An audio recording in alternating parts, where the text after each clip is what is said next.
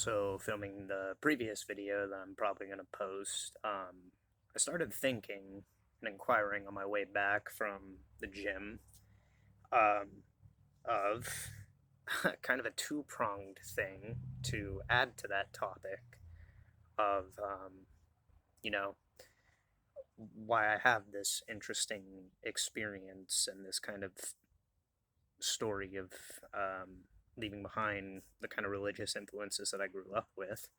Um, One, I thought it fitting to kind of tell a pair of stories, kind of regarding and playing into this, that are a little bit befitting, not in any kind of like weird way, but for the fact that it is nearing the end of October and it's spooky month, um, and two, just kind of given as examples of experiences that I've had around kind of religious influences, theosophical influences, and how I've seen it play a role in other people to kind of like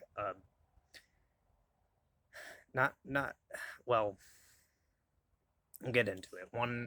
One story was kind of a positive thing, though brought a lot of like questioning into my mind, and the other was clearly something more detrimental at work in somebody's development that left me kind of bewildered and um, kind of spiritually uh, phased in a lot of sense.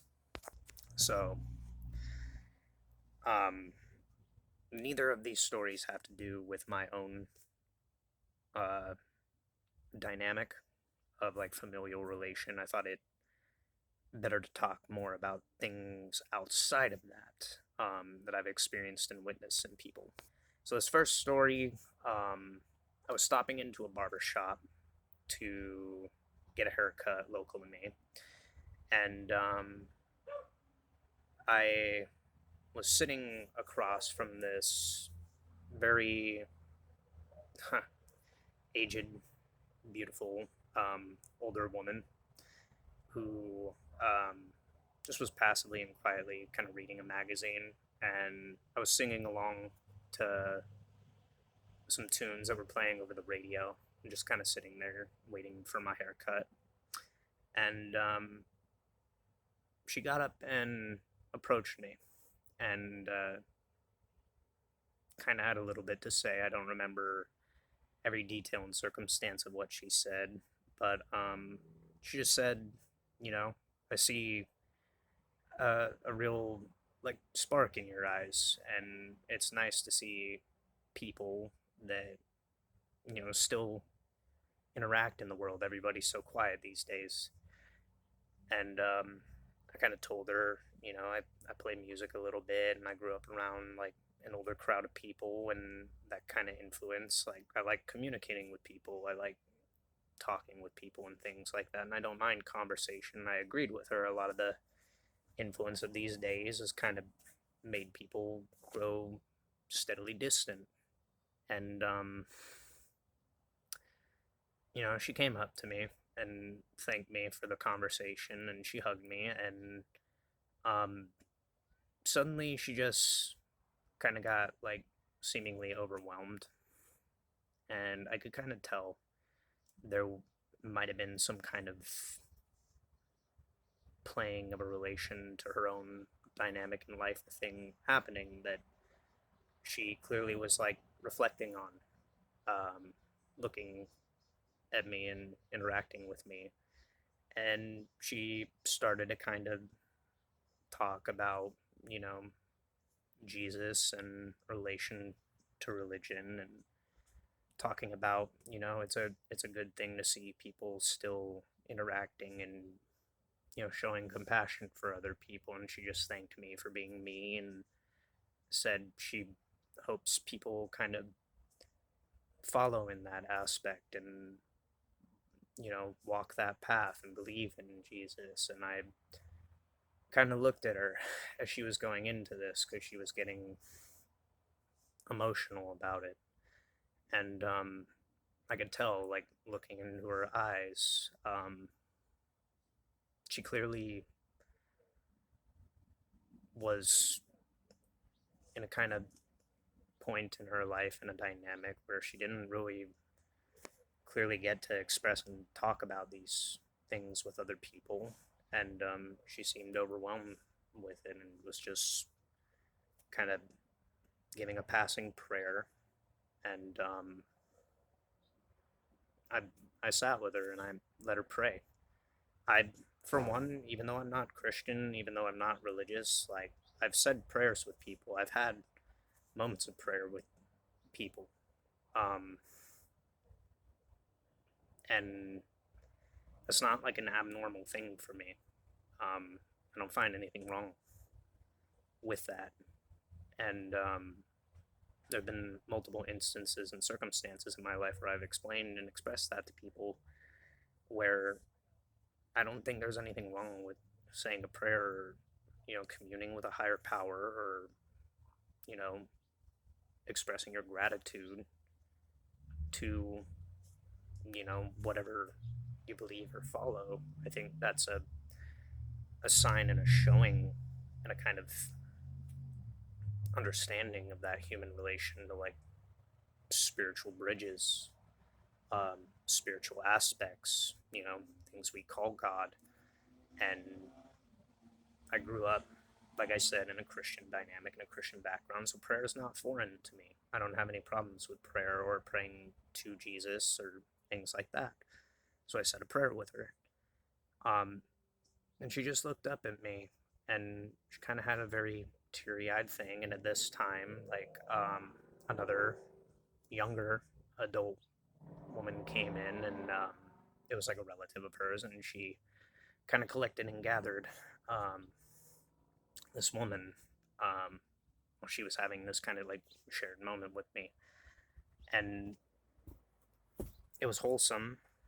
It really put a lot into perspective. I could see, like, she was very pained um, by the experience of being in a kind of different time period with a different relation to the world that she clearly felt foreign in. And she kept going on about, like, please just, like, walk in that path, like, believe in Jesus, have faith, believe in Jesus. And I told her, I said, I think we all walk in this life seeking to demonstrate and carry one another with compassion and understanding. And we all have um, we all have a tremendous responsibility to uplift and care for one another, and that's what I believe in. And if you connect that with aspects of what you believe and you see the principles in that, um, I do very much believe that's what I come here to do. And she, she, like, nodded and things and was still teary eyed. But she made a tremendous emphasis and expression of just, believe in Jesus, follow Jesus, that kind of evangelical um, framework. Um, and she kind of had her, I don't know if it was a niece or a granddaughter or daughter. She kind of collected her and they began walking off. And it was like she kind of went from that to just kind of like copacetically like fading back into just everything being a regular circumstance. And it was a weird, bewildering thing. It left me there for a second, kind of not not conflicted, but um, really reflective on that circumstance. She clearly felt like moved and motivated to interact with me for very specific reasons, and it was humbling. It if anything. Um, and I definitely appreciated that moment. It gave me a lot to think about, just in that little interaction. And that was a more positive interaction for me. It really got me to like collectively think about just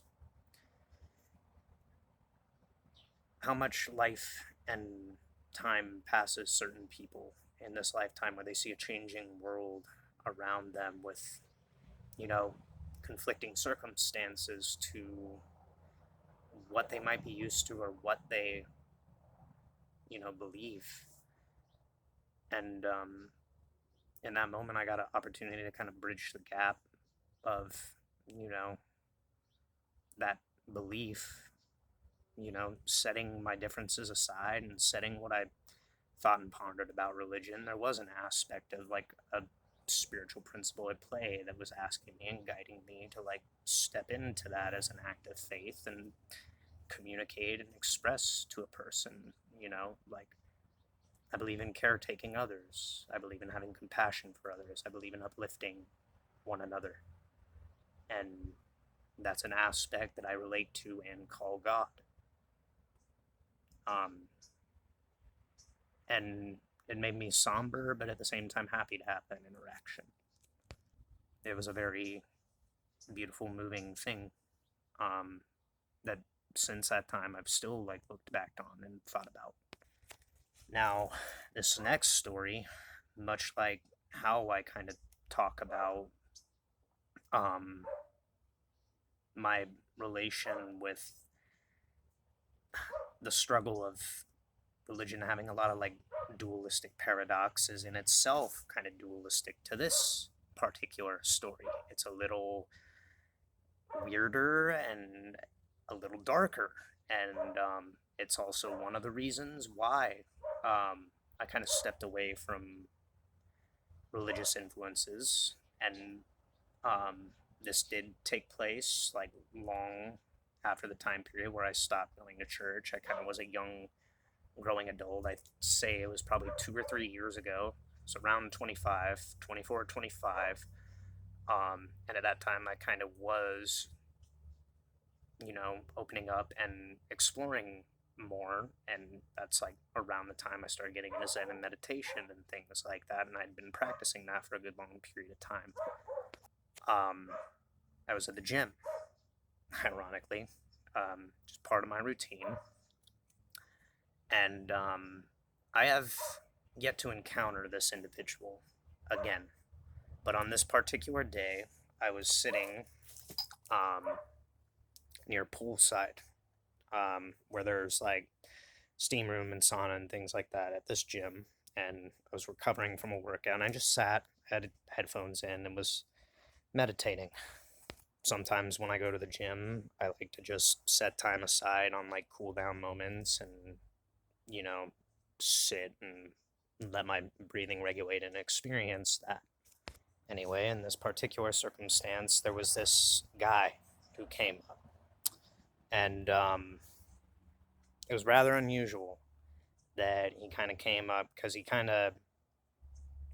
clearly saw me sitting there and just, kind of closed minded, or not closed minded, but like eyes closed, just minding my own business, like sitting, kind of just breathing and being relatively peaceful.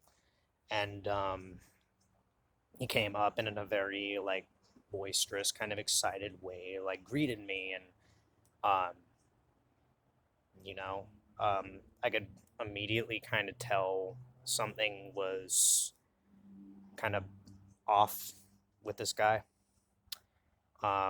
Initially, I thought to myself, okay, this guy probably is, um, you know, has some kind of uh, disability or disorder or something like that. Nothing like physical indicated it. He looked like a relatively normal guy, but there was just something really like forward about how he approached me, and in his demeanor and in his attitude. He had this quality to him that I've seen in my experiences with, religious individuals and some people in my own dynamic at times that I've experienced. One thing that was really um, bewildering to me, and we'll get into this in a minute because other people talk about this. He had kind of freeze face. Um, he had one of those kind of uh,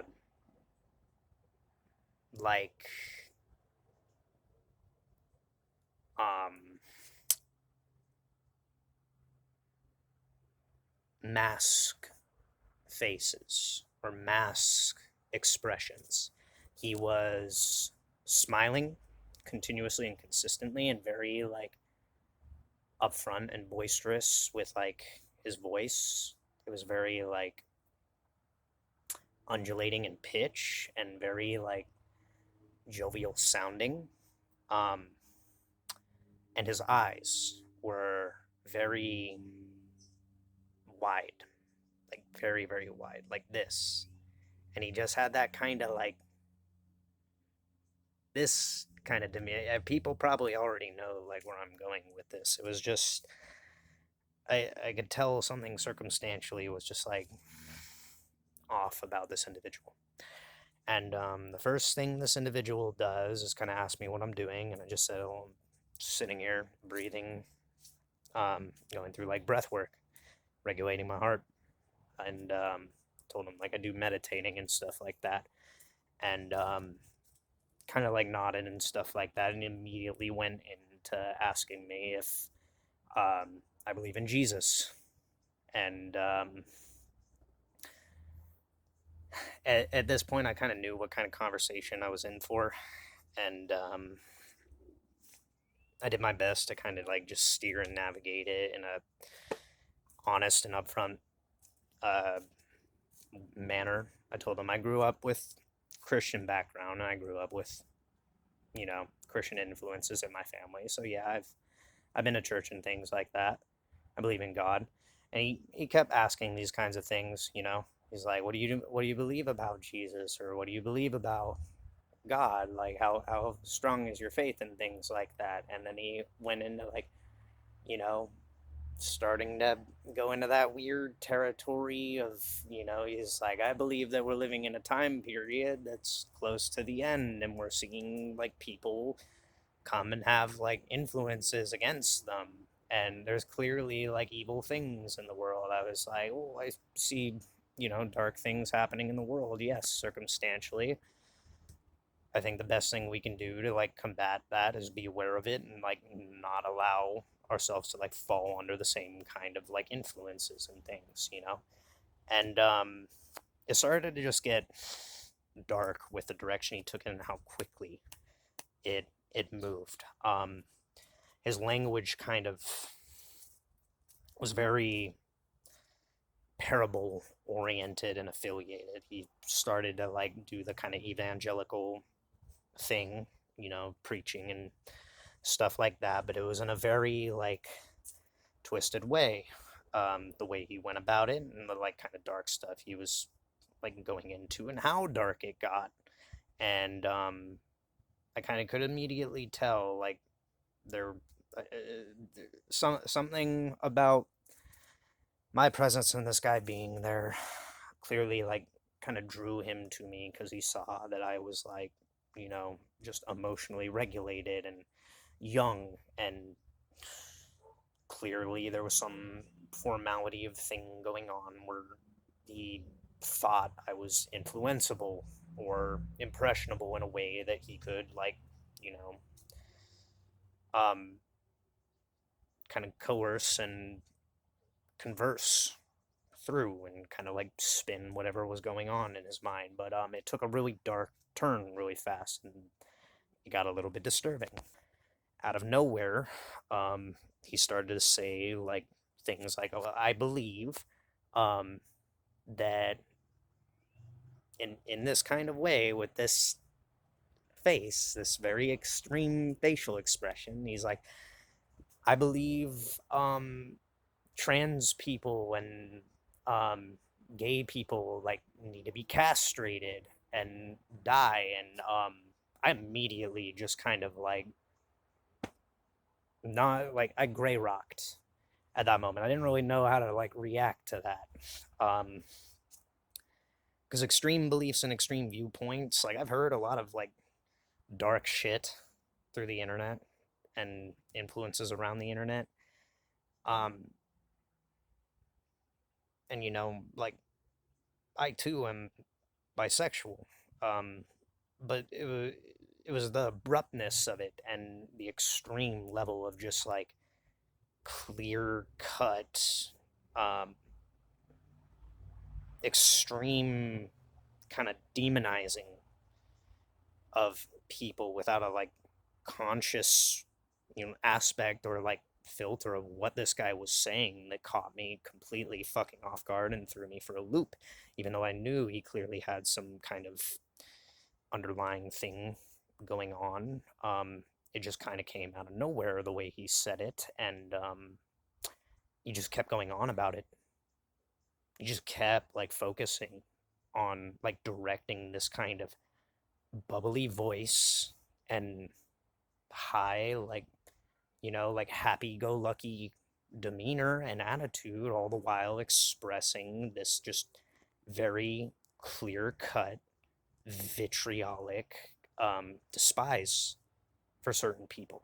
I don't want to get into all of it, but like the things he was saying were pretty borderline fucking dark and just draconian, a word that I use often to describe, like certain religious things, and political things.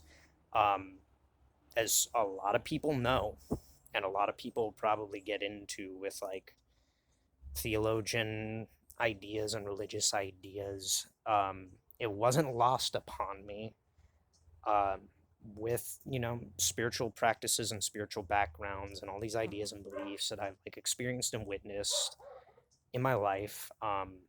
The thought in the back of my mind of this guy who, looking at him like circumstantially, my first thought was, okay, clearly mental disorder or mental issues and a kind of upbringing with a framework of ideas and beliefs that have played on this and afflicted this guy with some pretty radical fucking out there ideas.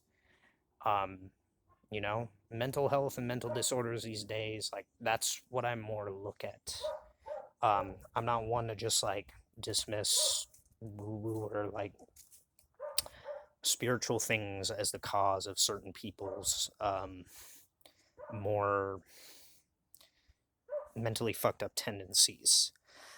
But the thought really was in the back of my mind with the way this guy was acting and behaving and his demeanor and just how he came off and how he immediately kind of like went into that particular thing with this conversation.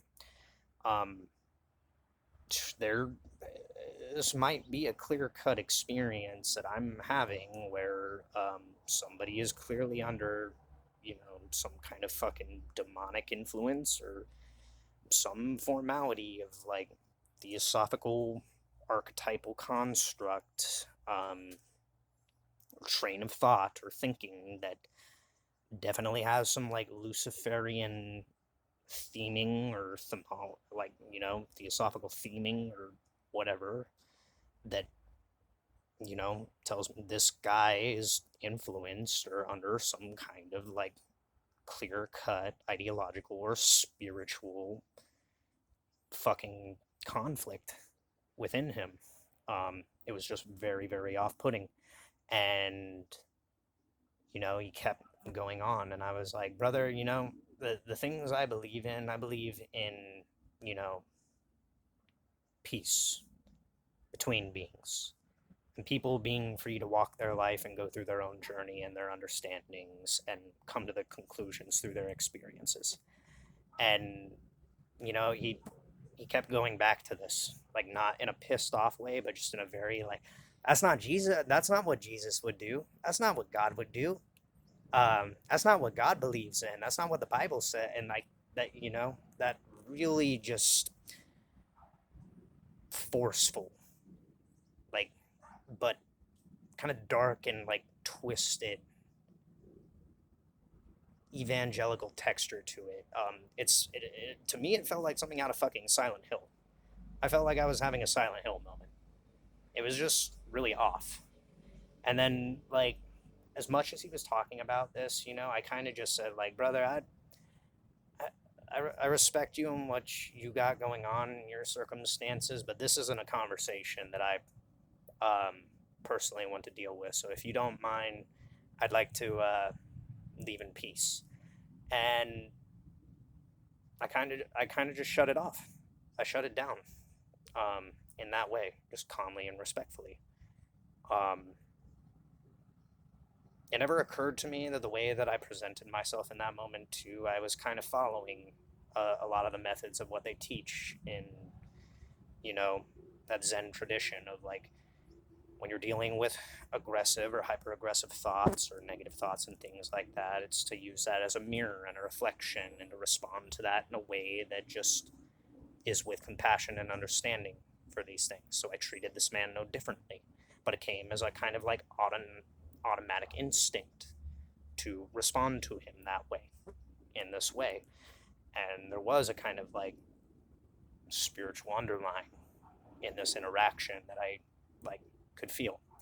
And he kind of just like shut down and started talking about other various things. He like told me that he like collects um, stuff from different stores like Salvation Army and Old Navy and stuff like that. And he um, checks prices online, sells them and things. Like his attitude just suddenly very much like shifted to a different aspect. And I was the whole time kind of like thinking about and underlying this. I'm like, am I being given this interaction with an individual who's either psychologically afflicted with something or has a disability, or is this actually like a guy with a real oppressive spiritual thing going on in him? Like, is this a demon, like, or some kind of malevolent force in this person acting through this person, giving me like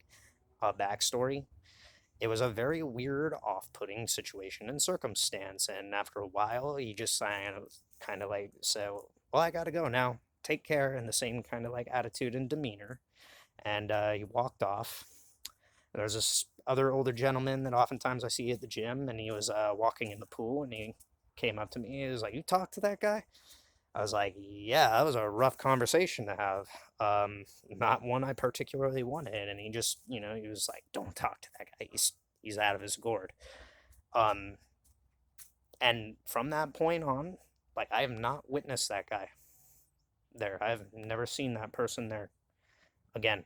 I'm assuming he probably got kicked out if he was having those kinds of conversations with other people, but it was just a very extreme situation and a very off-putting situation to be in, and one that definitely I've like thought about, you know, with religion and religious influences and the kind of upbringing and the experiences I've had with them. All of these, which too, I just want to state, like I haven't had continuously negative experiences with religious stuff, but it's stuff like that is one of the reasons I kind of went delving into and exploring and expand pardon me, my understanding and learning about the world around me, because stuff like that, I don't really have the conclusion to come to or the knowledge or the wherewithal to understand whether this is a person with a psychological disability or disorder or a defect, or whether this is a person who maybe has a compounding um, issues and is just cloistered in a particular set of tenets and practices and ideology in a rapidly changing world that's very complex. I could see why people would have these kind of like developmental stagnations that cause this kind of effect, um, or whether or not there are actual just spiritual things at play in the waking world that sometimes we witness and see that definitely do demonstrate their larger kind of unexplainable things at play.